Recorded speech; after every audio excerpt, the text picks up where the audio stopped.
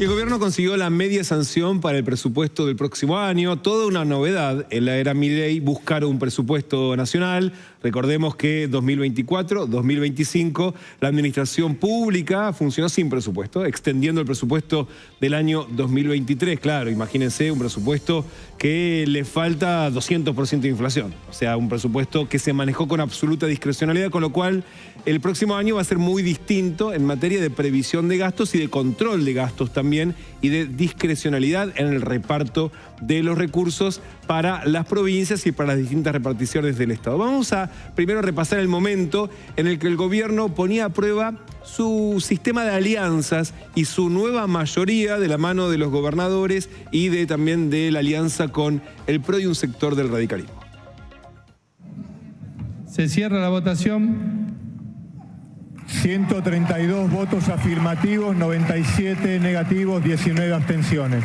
132 votos afirmativos, recordemos, La Libertad Avanza tiene 98, por lo tanto tuvo que construir una mayoría con alianzas. ¿De dónde vinieron esos votos? Bueno, del interbloque que formaron el PRO, la UCR, el MID, además el apoyo que fue indispensable de los gobernadores de Salta, de Misiones, Catamarca, Tucumán, San Juan, Santa Cruz y San Luis. Estos gobernadores con los que el gobierno armó una alianza cercana, y se notó de hecho que algunos de ellos incluso acompañaron al gobierno en una votación mucho más incómoda que se dio cerca de la 1:30 de la mañana, donde vino la mala noticia para el gobierno. Un dato de todos modos, ahí vemos muchas abstenciones.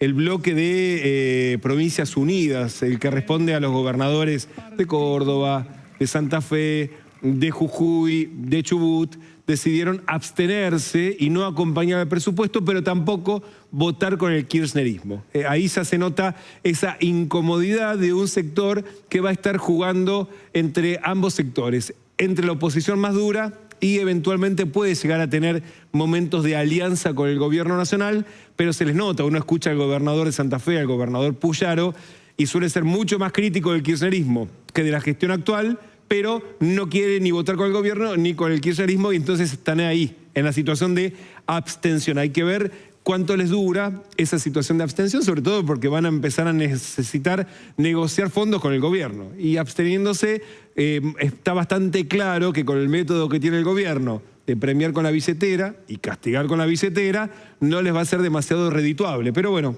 primera votación de este nuevo esquema. La segunda votación, te decía, se dio cerca de la 1:30 de la mañana.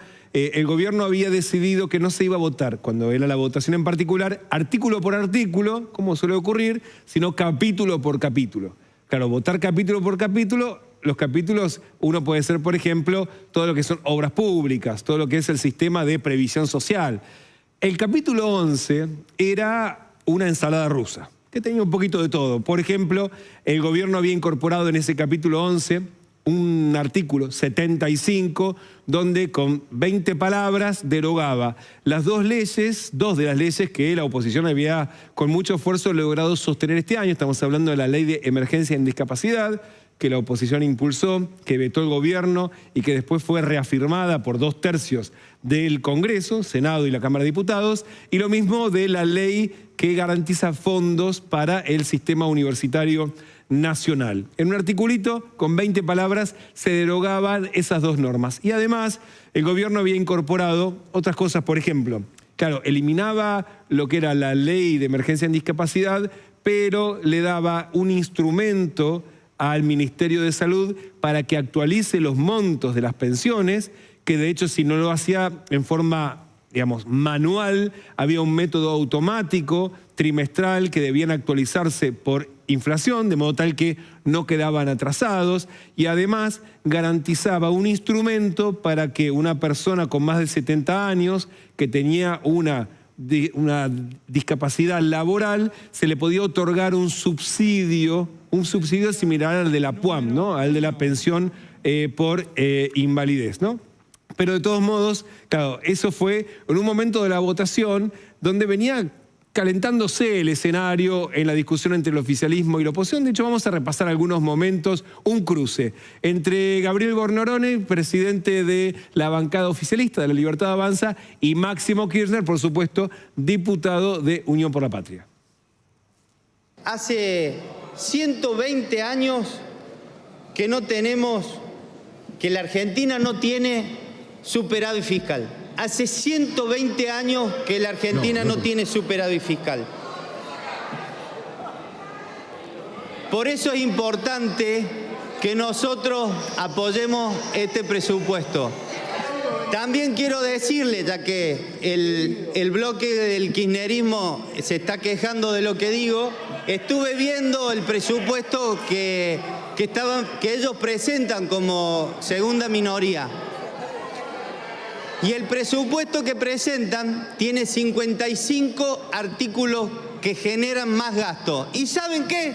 No dicen de dónde lo van a sacar a los gastos.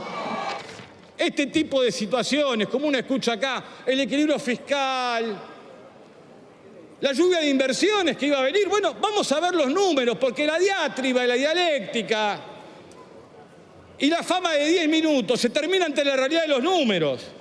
Es así. Podrán insultar, subestimar, estigmatizar. Lo que no van a poder hacer es que nuestra sociedad crezca y viva mejor. Y eso es lo que tiene que hacer un gobierno. Y esa es la manda que le dieron el 26 de octubre. No venir a insultar, no venir a agarrársela contra los más débiles. Estaba un momento de tensión entre el oficialismo y la oposición. Decíamos, hay un sector en el medio, el que forma parte de este interbloque que va con Provincias Unidas, la de los gobernadores, y también lo que era Encuentro Federal, el bloque de Pichetto, que quedó reducido a la mínima expresión. Son dos, Pichetto y Nicolás Massot, que también fue muy crítico del gobierno, pero tampoco en los términos de Máximo Kirchner.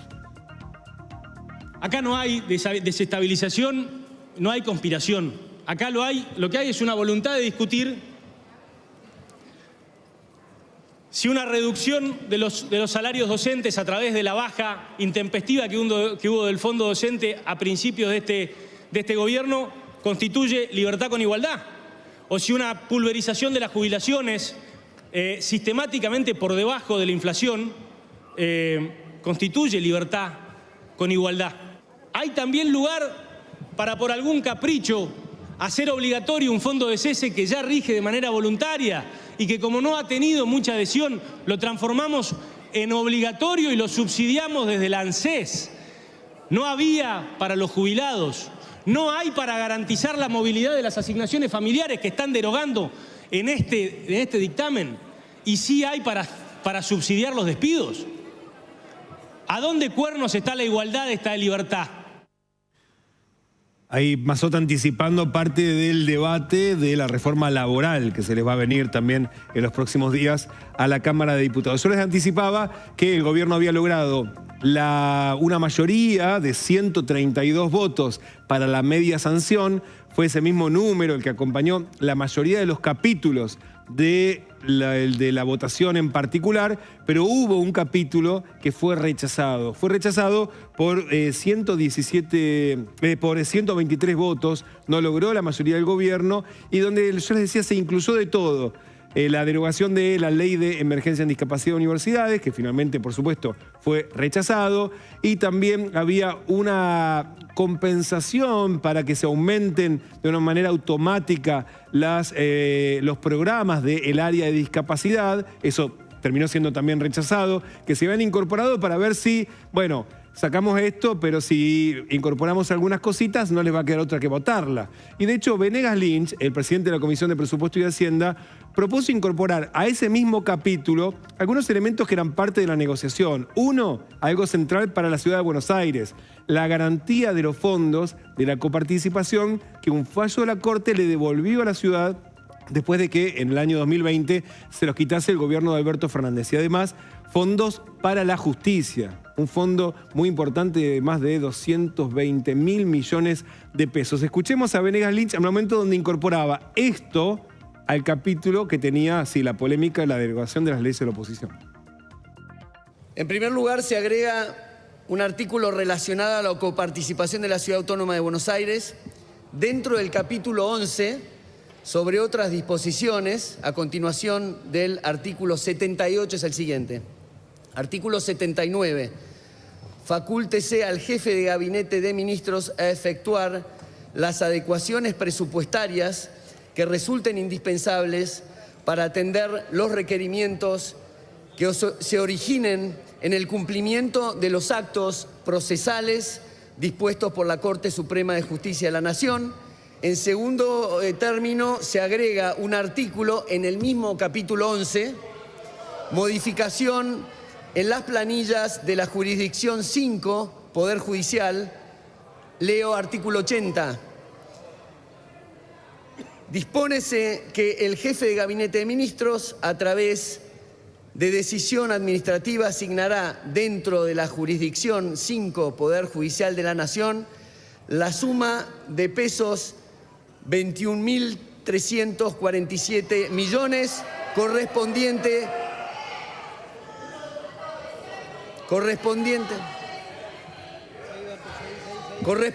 al inciso 4 de la categoría 8, Administración General de la Corte Suprema de Justicia de la Nación.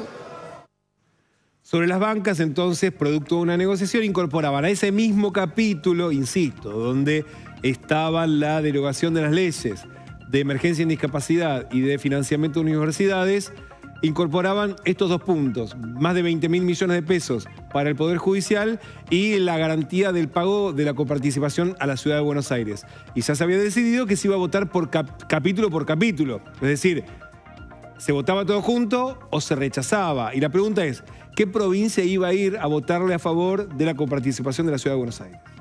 Ahí es donde la discusión federal, cada uno cuida lo suyo, y de hecho vamos a ver el momento en donde había que elegir, en donde cuidar la plata de los porteños, imagínense, ser un tucumano, un misionero, un neuquino, o bien garantizar los fondos para discapacidad o los fondos para las universidades. Imagínense cómo resultó la votación. 117 votos afirmativos, 123 negativos, 2 abstenciones. Finalmente resultó negativo, como están viendo esa votación. ¿Cuáles son los votos que sí cosechó el gobierno? Es decir, ¿cuáles son los espacios que quedaron garantizados dentro de la estructura del poder del gobierno? Bueno, un sector de la UCR, de Chaco y de Mendoza. Habíamos hablado ayer que había habido ATNs para la provincia de Chaco. De la provincia de Mendoza, el gobernador Cornejo es un aliado, pero más que un aliado, es parte de la estructura del gobierno.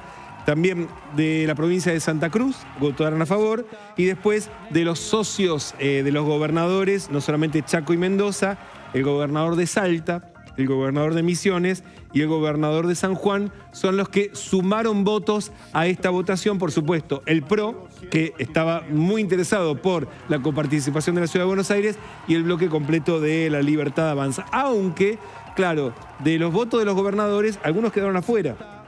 Los diputados que responden al gobernador de Catamarca finalmente rechazaron, lo mismo que los diputados que responden al gobernador de Tucumán, y algunos diputados radicales de Corrientes también votaron en contra. Finalmente, entonces, ese capítulo entero fue derogado. Claro, el Senado eventualmente podría incorporarlo, pero después la Cámara de Diputados, para aceptarlo, necesita una mayoría que está claro que por ahora le cuesta formarla al gobierno. Hay que ver si se abre una nueva negociación en el medio. Ayer también, además, el gobierno logró aprobar el proyecto de ley de inocencia fiscal, que para el gobierno era central. Se había presentado en el mes de junio.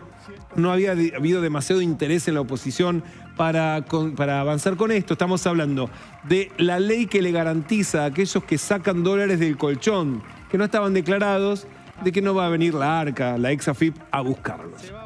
Y que hay un dato muy importante que cambia los parámetros para que la evasión tributaria sea tenida como un delito penal económico. Es decir, que no solamente a vos te persigan por una cuestión administrativa, tributaria, pagá los impuestos que no pagaste, sino que esa falta se convierta en un delito penal por el que podés ir preso, ¿no?